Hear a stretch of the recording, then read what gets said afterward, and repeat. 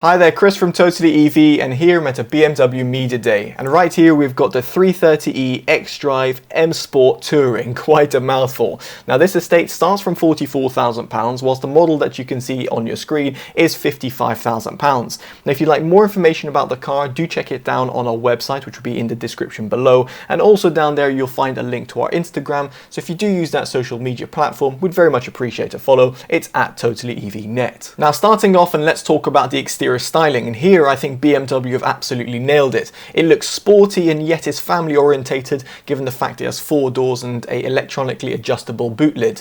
Now at the back you'll find 410 litres of usable storage space.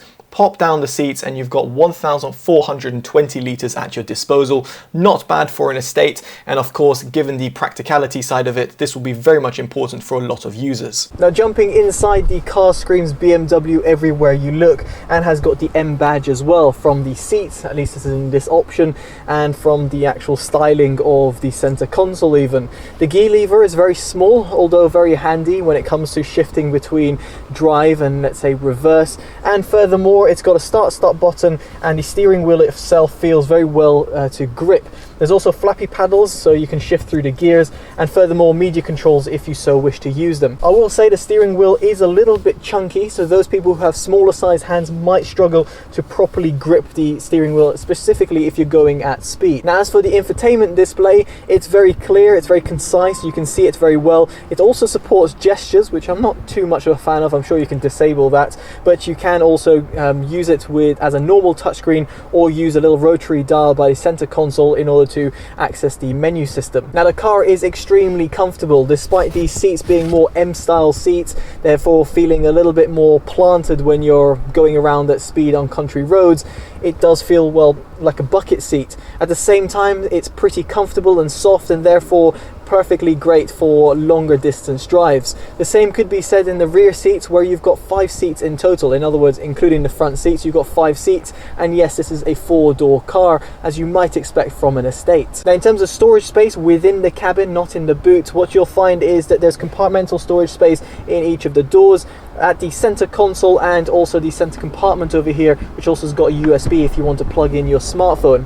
What I really like about the design of it is the fact that it just seems to work.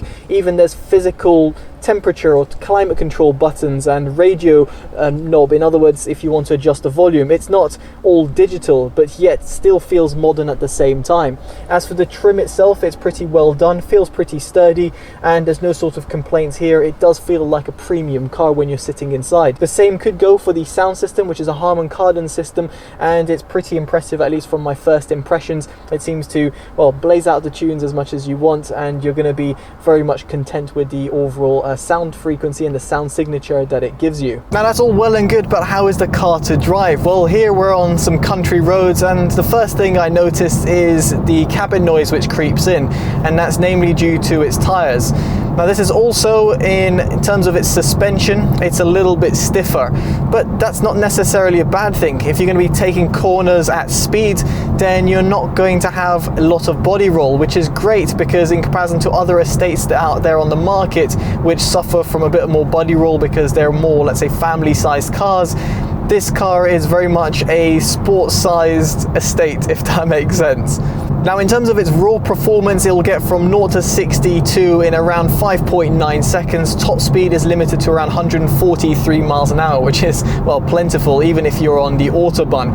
In terms of its torque, it's got 300 Newton meters of torque, which isn't bad, although, you know, you might see electric cars surpassing that figure, even smaller size electric cars. Still, nevertheless, the car is a lot of fun to drive, and if you're pulling away from the lights or driving on country roads like we are doing now, then you won't find yourself to be in any sort of bother.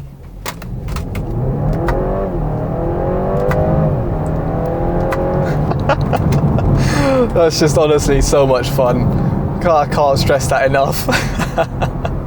Now what I really like is its transmission, which is just seamless. Now right now in M mode, going to 4th, going to 3rd, go around this bend, and what you'll find is that it's just now into 4th, now into 5th. It just is so seamless, and its transmission, which goes through 8 gears if you want to do, it's just really, really responsive and exactly what you'd want from an M Sport car.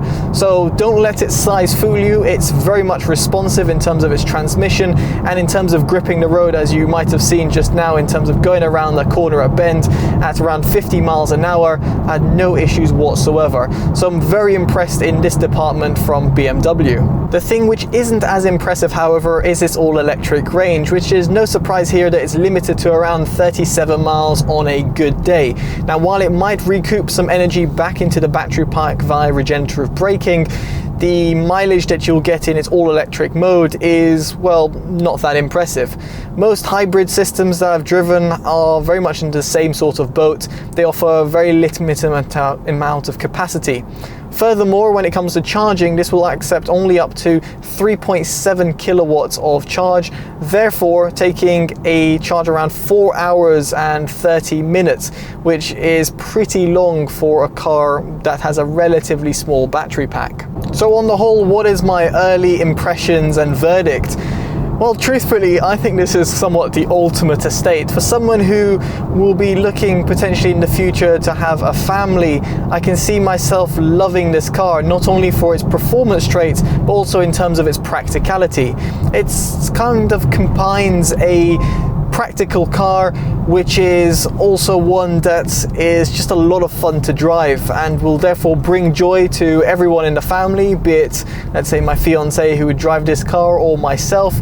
And also a car that will also be very practical, not only for now, but also for later life. So I just really like what BMW have achieved with this car. And then given its price tag as well, yes, it's a little bit more expensive than your normal, let's say, Passat GT Advance, for example, but it is still very much affordable given what you are getting in terms of the overall package, the speed and the performance and handling characteristics. So my initial impressions are very much positive, and truthfully, I just can't wait to actually get this car in for review. Now, if you like this video, make sure you give it a like, subscribe to see more, and of course, favorite and share to always help the channel grow. It's very much appreciated.